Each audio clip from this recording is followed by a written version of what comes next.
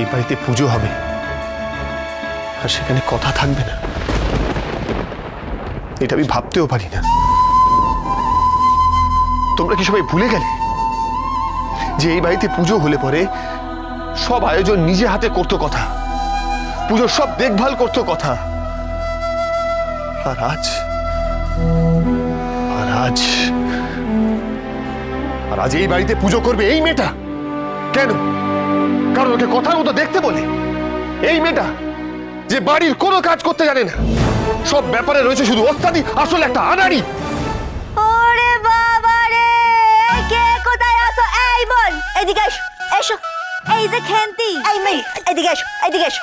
কি বললো ভালো সাহেব আমারে? কি বললো? ওস্তাদি বললো, আনাড়ি বললো? হ্যাঁ, এখন কিছু মাথা নাড়াচ্ছ? এখন কিছু না না না। হ্যাঁ, এই যে বুলি যখন বলেছিল বাবা, তখন তো কি জ্ঞান। ওরে বাপ রে, না চুপ করবে না বুলি, এর বেলা কিছু না। কই তোমরা তো কেউ ভালো সাহেবকে কিছু বলতে পারছো না কেন? কিছু বলো, চুপ করে আছো কেন? বুলি মানছে, বুলি ওই সবজি সুগন্ধি দিতে পারে না, কোনো কাজ ভালো করে পারে না, কিন্তু বুলি মা গন্ধেশ্বরীর পুজোর সব আয়োজন একা হাতে করতে পারে। ভালো সাহেবের কথা শুনবো নি? আমি ওকে পারমিশন দিচ্ছি পুজো করার। অনেকদিন এই বাড়িতে হয়ে করে কোনো পুজো হয় না, তো এই মেয়ে যদি সেটা করে আর তাতে যদি বাড়ির সকলের মঙ্গল হয় তাহলে ক্ষতিটা কি? আপনি তো বলবেন, আমি যা বলবো তার ঠিক উল্টোটা তো আপনি বলবেন। বেশ, করুন। আপনারা সকলে হয়তো সবকিছু ভুলে হই হই করে পুজো করতে চান, করুন, কিন্তু একটা কথা মনে রাখবেন, এই পুজোয় কিন্তু আমি থাকবো না। ওমা, বলে দিয়ে গেলাম। দাদু ভাই, ও দাদু ভাই,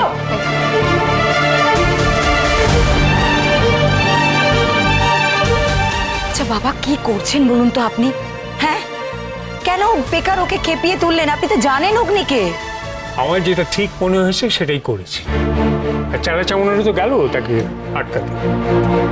দেখো, বুলি যা বুঝলো তাতে ভালো সাহেব একখান করে জামেলি করে আর তার ভাই বোনেরা তার পেছনে ছোটে। যাকে এই বাড়িতে মা গন্ধেশ্বরীর পুজো হবে আর তাতে ভালো সাহেবও থাকবেন। হ্যাঁ, ও বলি পারবে মা, পারবে ওকে নিয়ে আসতে পুজোতে? জয় মা গন্ধেশ্বরী, দেখো না কি করতে পারি।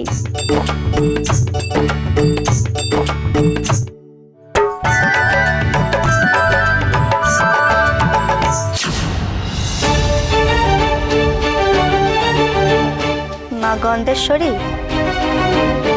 এই বিষ ফুল করতে কি এলো, শুধু সেইটা আমারে জানিয়ে দাও।